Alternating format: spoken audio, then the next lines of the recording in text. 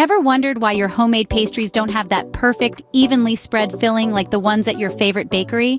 It's all in the technique.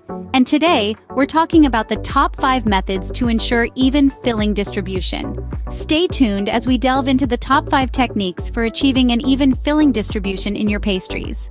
First up, the piping bag, a baker's best friend for precise filling distribution. With a steady hand, guide your piping bag to evenly distribute your filling. Remember, perfection comes with practice. Master the use of a piping bag and you'll be one step closer to the perfect filling distribution. Moving on, the scooping method, a simple yet effective technique. Imagine using a small scoop to evenly distribute thicker, chunkier fillings. This method shines when you want consistency in every bite. With the scooping method, you can ensure that every bite is as good as the last.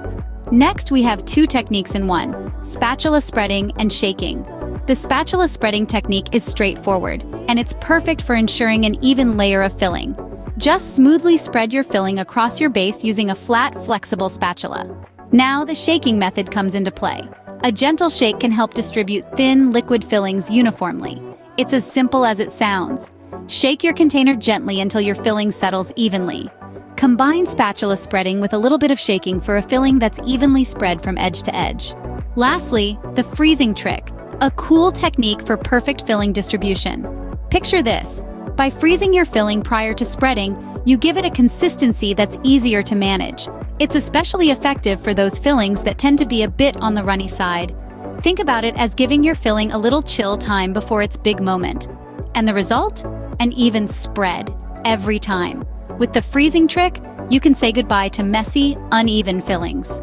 There you have it, the top 5 techniques for ensuring even filling distribution.